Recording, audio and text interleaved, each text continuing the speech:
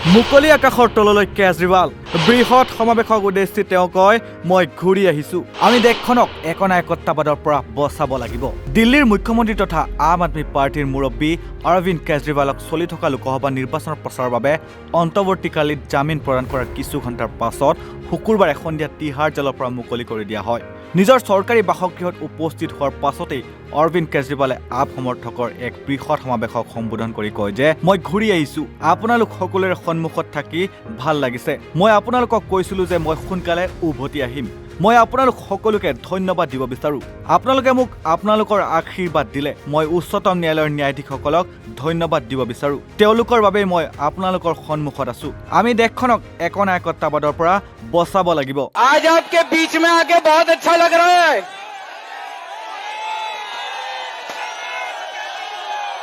मैंने कहा था ना मैं जल्दी आऊंगा मैंने कहा था ना जल्दी आऊंगा आ गया मैं आप सब लोगों का शुक्रिया अदा करना चाहता हूं देश भर के करोड़ों करोड़ों लोगों ने अपनी दुआएं अपना आशीर्वाद मुझे भेजा मैं सुप्रीम कोर्ट के जजेस का शुक्रिया अदा करना चाहता हूं जिनकी वजह से आज मैं आप लोगों के बीच में हूं आप लोगों से एक ही निवेदन है हमें सबको मिलके देश को तानाशाही से बचाना है লোকসভা নিৰ্বাচনৰ প্ৰচাৰত অংশ ল'ব পাৰিব অৰবিন্দ কেজৰিৱালে লোকসভা নিৰ্বাচন চলি থকাৰ সময়তে উচ্চতম ন্যায়ালয়ে কৰিলে এই বৃহৎ ৰায়দান দিল্লীৰ সুৰানীতি কেলেংকাৰীত গোচৰত অভিযুক্ত আছিল অৰবিন্দ কেজৰিৱাল বহুবাৰ চিবিআইৰ ফালৰ পৰা সমন জাৰি কৰা হৈছিল মুখ্যমন্ত্ৰীগৰাকীলৈ অৱশেষত অৰবিন্দ কেজৰিৱালক অন্তৱৰ্তী জামিন দিলে উচ্চতম ন্যায়ালয়ে 20 দিনৰ বাবে তেখেতক অন্তৱৰ্তী জামিন প্ৰদান কৰা হৈছে 2 জুনত পুনৰ হাজিৰ হোৱাৰ নিৰ্দেশ জাৰি কৰা হৈছে অৰবিন্দ কেজৰিৱালক যিহেতু তেখেতে 1 জুনলৈকে জামিন পাইছে সেয়েহে লোকসভা নিৰ্বাচনৰ বাকী থকা প্ৰচাৰসমূহত তেখেতে অংশগ্ৰহণ কৰিব পাৰিব 1 জুনত সপ্তম তথা অন্তিমটো ভোট গ্ৰহণ অনুষ্ঠিত হ'ব উল্লেখযোগ্য যে পাঞ্জাব আৰু দিল্লীতো প্ৰচাৰ চলোৱাৰ সুযোগ পাব অৰবিন্দ কেজৰিৱালে 25 মে দিল্লীৰ 7টা লোকসভা সমষ্টিত ভোট গ্ৰহণ হোৱাৰ বিপৰীতে 1 জুনত পঞ্জাবৰ 13টা লোকসভা সমষ্টিত হ'ব ভোট গ্ৰহণ ইডিয়ে অৰবিন্দ কেজৰিৱালৰ জামিন নাকচ কৰিছিল যদিও উচ্চতম ন্যায়ালয়ৰ বিচাৰপীঠে ইডিৰ আবেদন নাকচ কৰে টুইটাৰ যোগে পশ্চিমবংগৰ মুখ্যমন্ত্ৰী মমতা বেনাৰ্জীয়ে লিখিছে যে কেজৰিৱালে জামিন পোৱাত মই অত্যন্ত সুখী চলিত নিৰ্বাচনত এই জামিন প্ৰক্ৰিয়া যথেষ্ট সহায় হ'ব বুলিও মন্তব্য প্ৰকাশ কৰে এক যোগে কেজৰিৱালক 40 দিনৰ পাছত অন্তৱৰ্তীকালীন জামিন লাভ কৰাটো এক অলৌকিকতাতকৈ কম নহয় দেশত প্ৰচলিত পৰিস্থিতি সলনি হ'ব বুলিও এক ঐশ্বৰিক ইংগিত পোৱা গৈছে তেওঁৰ মুক্তিৰ ফলত দেশত বৃহৎ পৰিৱৰ্তনৰ পথ মুকলি হ'ব বুলি মন্তব্য কৰে আপৰ জ্যেষ্ঠ নেতা সৌৰভ ভৰদ্বাজে पीएमएलए जैसे मामले में जिसमें केंद्र की पूरी सरकार उनकी पूरी आर्टिलरी पूरी मशीनरी एक मुख्यमंत्री को जेल में रखना चाह रही थी और ऐसे मामलों में जहां पे महीनों महीनों बिना सबूतों के लोगों को जेल में रखा गया उनकी इंटरिम बेल 40 दिन में होना मुझे लगता है कि कोई चमत्कार से बड़ा ही कुछ है और ये सुप्रीम कोर्ट के माध्यम से मेरा मानना है ऊपर वाले का एक इशारा है ऊपर ईश्वर का इशारा है कि जो भारत में चल रहा है उसमें बदलाव आना जरूरी है और मेरा मन कहता है कि ये अपने भक्त अरविंद केजरीवाल जी के लिए बजरंग बली हनुमान जी का आशीर्वाद है कि एक चमत्कार की तरह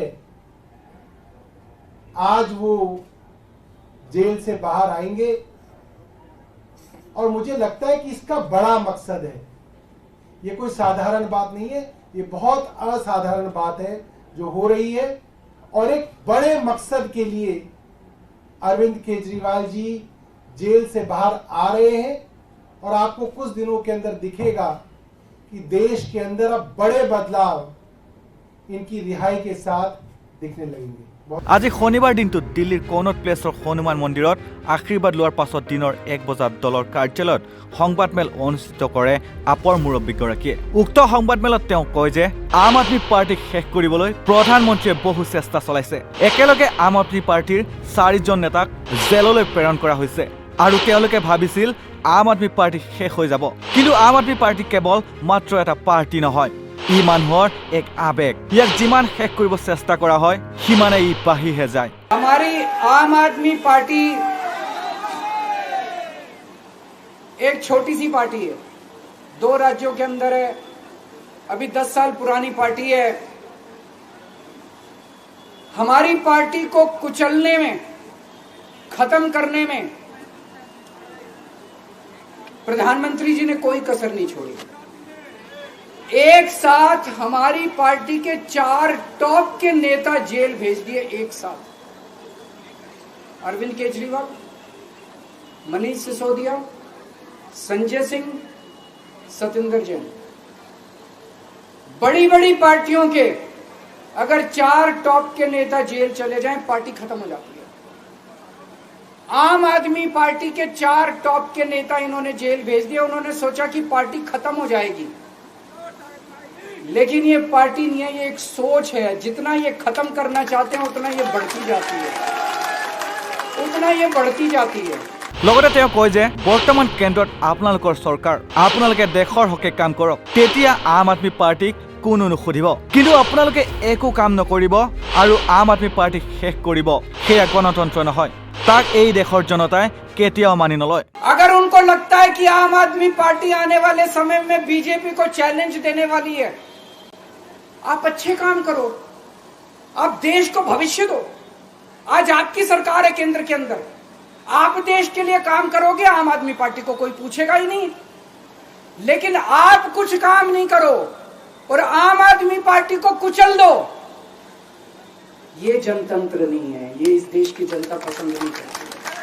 লগতে দেশৰ প্ৰধানমন্ত্ৰীগৰাকীয়ে কেনেকৈ দুৰ্নীতিগ্ৰস্ত নেতাসকলক বিজেপি দলত সামৰি লৈ তেওঁলোকৰ বিৰুদ্ধে থকা দুৰ্নীতিসমূহ ৱাশ্বিং মেচিনৰ দ্বাৰা নিকা কৰে তাৰ বিষয়েও উক্ত সংবাদমেলত উল্লেখ কৰে কেজৰিৱালে। मेरे को इन्होंने जेल भेज दिया। प्रधानमंत्री जी कह रहे हैं मैं भ्रष्टाचार से लड़ रहा हूं। देश के सबसे बड़े चोर, उचक्के और डकैतों को उन्होंने अपनी पार्टी में शामिल कर लिया। जिन लोगों को 10 दिन पहले मोदी जी कहते थे 70,000 करोड़ का इसने घोटाला कर दिया, थोड़े दिन के बाद उसी आदमी को अपनी पार्टी में शामिल करके किसी को डिप्टी सीएम बना देते हैं, किसी को मंत्री बना देते हैं और उनके सारे ईडी और सीबीआई के मामले खत्म कर देते हैं और कहते हैं मैं भ्रष्टाचार से लड़ रहा हूं। मैं मोदी जी को कहना चाहता हूं, भ्रष्टाचार से अगर लड़ाई लड़नी है तो केजरीवाल से सीखो। प्रधानमंत्री जी, भ्रष्टाचार के खिलाफ लड़ाई केजरीवाल ने लड़ी है। 2015 में जब दिल्ली में हमारी सरकार बनी थी, हमारे एक मंत्री का एक ऑडियो मेरे पास किसी ने व्हाट्सएप कर दिया। उस ऑडियो में मेरा मंत्री किसी दुकान वाले से 5 लाख रुपए मांग रहा था। किसी मीडिया वाले को नहीं पता था, विपक्ष को नहीं पता था। आप लोगों को याद होगा, मैंने अपने खुद मंत्री को सीबीआई के हवाले कर दिया, जेल भेज दिया था अपने मंत्री को। ये होती है भ्रष्टाचार के खिलाफ लड़ाई। पंजाब के अंदर मेरा एक मंत्री भ्रष्टाचार में, मेरे को पता चला कि वो पैसे मांग रहा है। वहां पे मान साहब ने उसको, किसी को भी, विपक्ष को नहीं पता था, मीडिया को नहीं पता था, हमने अपने मंत्री को उठा के जेल में भेज दिया। तुम देश के सारे चोर उचक्के डकैतों को अपनी पार्टी में शामिल कर लो और केजरीवाल को जेल भेज दो और कहो मैं भ्रष्टाचार के खिलाफ लड़ रहा हूं। तो आप भ्रष्टाचार के खिलाफ नहीं लड़ रहे प्रधानमंत्री जी। आप देशवासियों को बेवकूफ मत समझो। देश बच्चे बच्चे की जुबान के ऊपर हो रहा है कि सारे चोर चक्कों को अपनी पार्टी में शामिल करके और ईडी और सीबीआई के सारे केस उनके रफा दफा कर। केजरीवाल को क्यों गिरफ्तार किया? केजरीवाल को गिरफ्तार करके उन्होंने एक मैसेज दिया है सारे देश को कि अगर मैं केजरीवाल को गिरफ्तार कर सकता हूं तो किसी को भी गिरफ्तार कर सकता हूं। कोई केस नहीं होगा, कोई मामला नहीं होगा, तब भी मैं तुमको गिरफ्तार कर सकता हूं।